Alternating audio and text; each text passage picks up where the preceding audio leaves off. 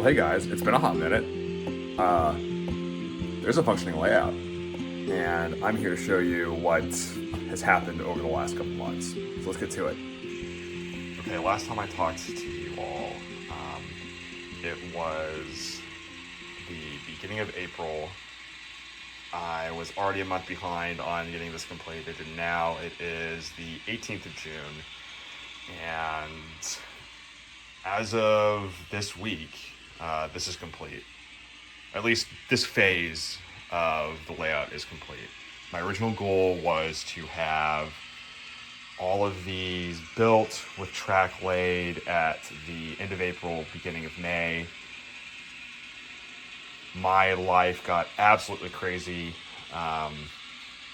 from both a work and life perspective. Tried to run a marathon, did it totally unprepared. Finished, but lost a toenail in the process. And then my son was teething like crazy, and then work just kind of went into a new gear. So I'm now on the downhill of a lot of the craziness, which is phenomenal for the family life, but it's also great for the train hobby as well. So, yeah, this is the culmination of a couple sleepless nights and then finally a day off to sit and complete these modules.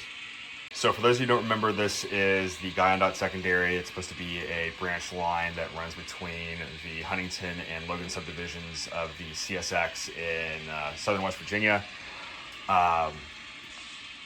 It's based a lot off of some of the industries that I've seen in and around Huntington when I go back. Runs off of DCCEX, which there's the command station there for it. And yeah, this is it. It's going to be 4 industries plus a coal mine, which will go right here. Obviously, there's nothing set down yet for any of the industries, but you can kind of see where things generally will be. And then here's the yard. I'm really, really happy with how this yard turned out. Last night I was doing some initial ops with this, running through this right now just because it's pretty to look at, and it's just look at the paint, just with the fall colors, this is gonna look phenomenal once it is completely scenicked out, and I'm so excited to get there. But living in the moment for a minute, ran ops on it last night. Kind of how it works is this outside track is essentially my spawn point for where mainline trains come to drop stuff off. If you guys noticed from the start of this video and from some of the different diagrams that I have posted before, this end cap is not what is depicted.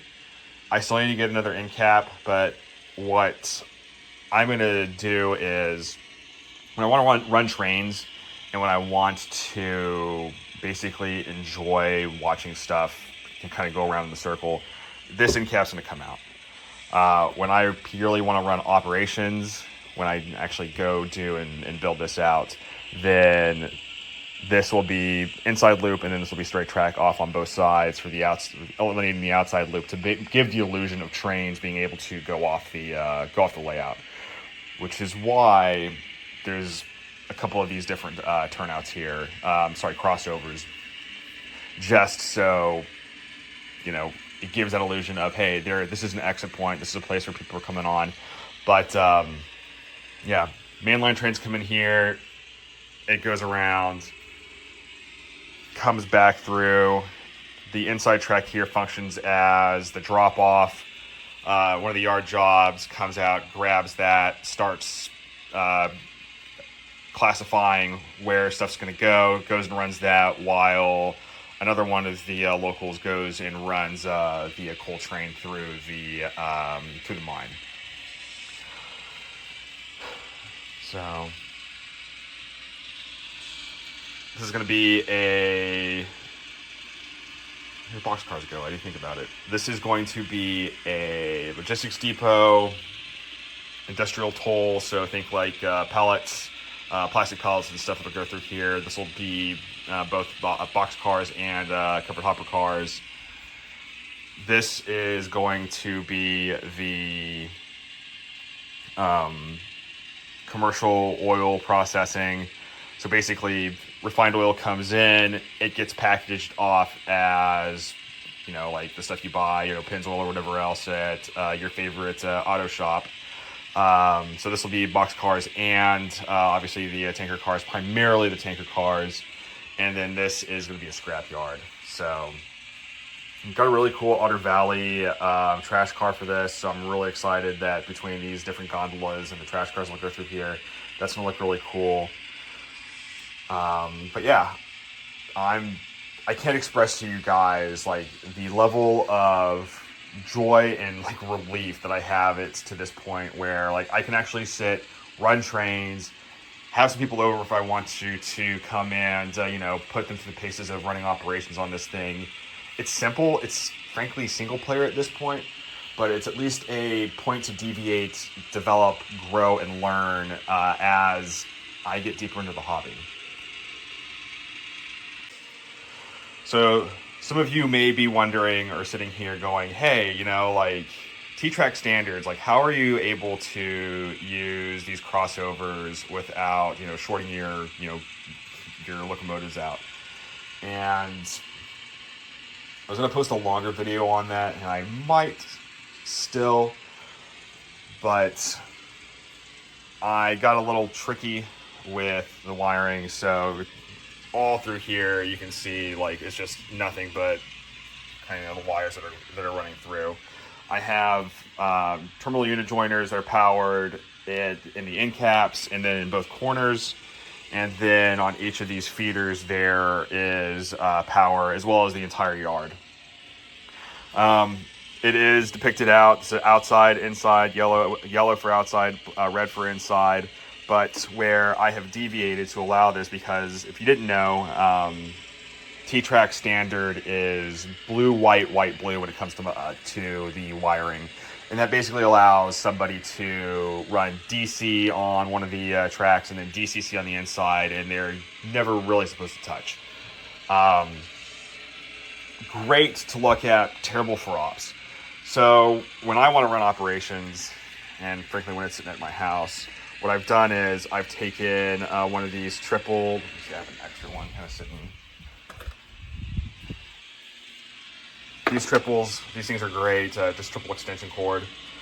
And so on the red, where it's supposed to be, the blue, white, white, blue, I have just switched the wires, cut them, and then rewired them. And now functionally the layout is blue, white, which allows me to utilize the crossovers and for this to be fully DCC, which again, with multiple trains running, those things are going to be running around each other, that kind of becomes paramount.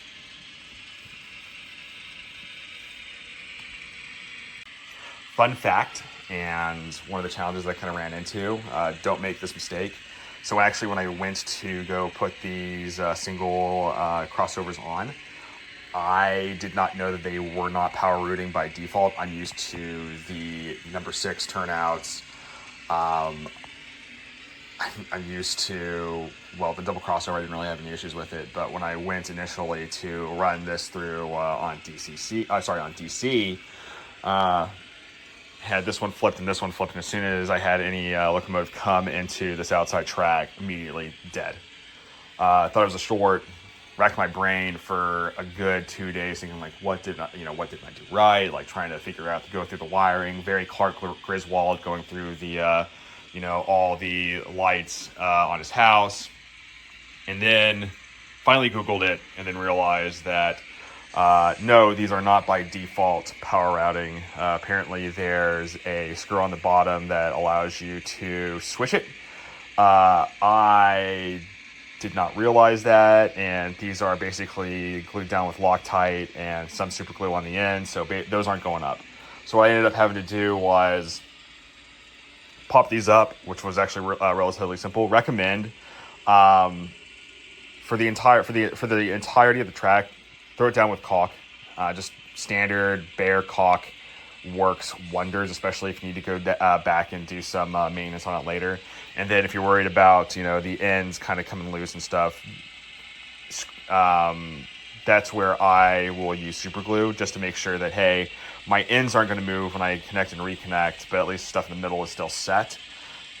Went in there with a butter knife, was able to pop it up, got those two down, and then also ran into it on the yard because these 4 tracks right here had everything taken care of, but the 2 outside tracks, just because I thought that, hey, with two joiners here, 2 joiners in the corner, I was set. But because of that crossover here, again, was killing the power to it. So I had to put some more joiners on that.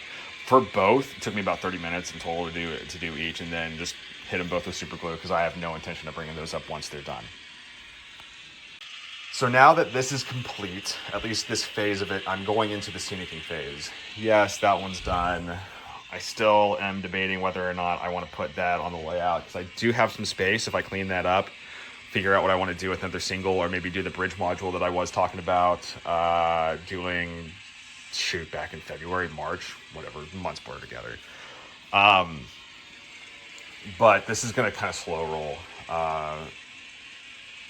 Frankly, because it has to. Like, my time is both increasing, but at the same time, I have something in my near future that's not going to take more of my time, and I'll probably share that with you guys in the next video of this, which is something that I'm incredibly excited for, and it'll make sense to you guys once you hear what it is. But with that means the amount of time that I have now, it's going to be an interesting challenge to figure out how to balance it and still be a human while, doing things in life. And I'll leave it at that. But the goal is to start getting these scenics one by one, from 4 to 6 weeks at a time. So there's this public math is 17, 18 of these. So I've got at least 2 years of work to get this to where I need it to be, unless, hey, maybe the time works out. I'm giving myself, based off of this last, 6 months of trying to get this thing put together, the grace and the basically the realistic timelines to getting this thing finished. So I'm gonna start off with the industries first. Just because there's some things that I want to figure out. The 2 industries in particular that'll go first is the scrapyard and then the logistics center. The logistics center, one of the things I'm going to try to do here is I'm going to try to take this track and basically make it look like it's embedded into concrete. And that'll be the same for the rest of the modules across. So this will be the first one, just kind of my guinea pig, see what happens. I already have a double module that I purchased that just in case it doesn't go right, I can just redo it. Those are probably the easiest. And I'll essentially go this one, then the scrapyard, then the industrial toll facility, then this bad boy, just because it's a larger one. It'll be a little bit more detailed out, and then finally, really the centerpiece of the layout is going to be this coal mine, and it's going to be a scratch-built coal tipple. I'm really going to put some time and effort into this one. So everything will flow basically from right to left over time, as well as scenicking different things. I think this is going to be a mountain. I'm really excited for the amount of space on this. I wasn't really feeling this module at first. When it kind of came out of the box, I'm pleasantly surprised with it. And then the end caps also. This one will be scenicked. And then the 2 end caps that are down here are going to be a city, basically like a neighborhood city type scene. So yeah. But for immediate action, outside of knocking these out, the space is now the next thing that I really want to focus on and take care of. This is not supposed to be this dirty. But I guess, hey, it happens, right? Like, everybody's train room, everybody's hobby space ends up turning into the, hoarder's paradise. I have a workbench. It's kind of sitting over there that has been in a box since January. This since April, which is just another storage shed like that is going to house a lot of this stuff, just so I can kind of get this space back, get it functional. I'm gonna get a rug down here and then assess the lighting, just because it's not the greatest. I mean, it works. You know, I can definitely see what I'm doing, but I think, like, obviously that light's sitting there, but something that's just a little bit more directed at the layout. Excuse me. So, yeah, there's a lot to be done down here, and a lot to be done on this. So, the updates, I probably will not be able to provide consistent updates until the beginning of August, potentially the beginning of September, just because of the amount of stuff that I have going on this summer. But my goal is there will not be an update in July. If there is, you will be lucky to see a July update. But at the very least, that first week of August, I will have an update on the space.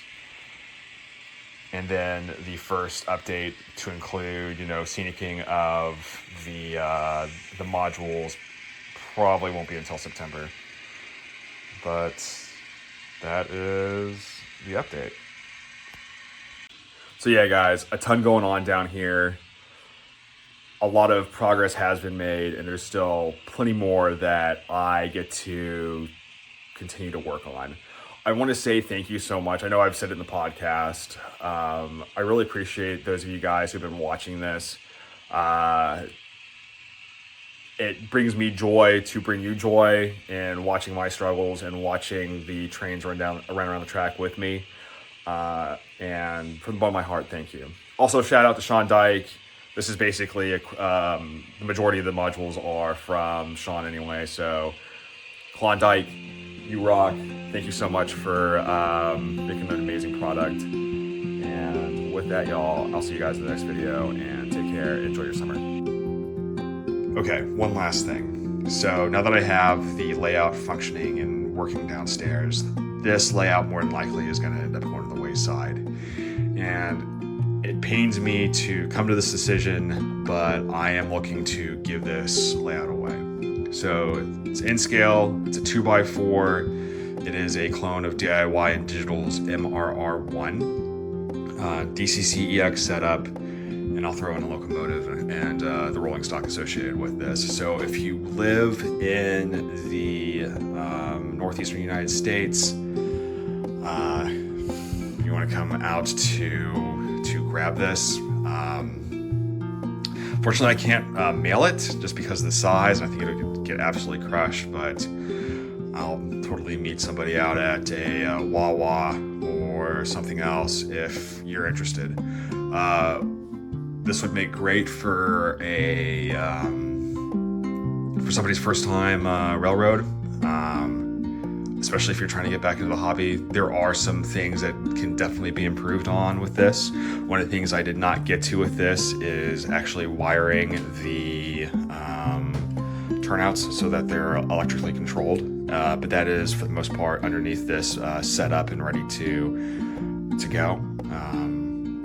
But yeah, I've gotten a lot of really good stuff out of this over the year and change that this has been a completely functional layout, and I want to pass that joy that I've rediscovered in model railroading that this provided to me to somebody else.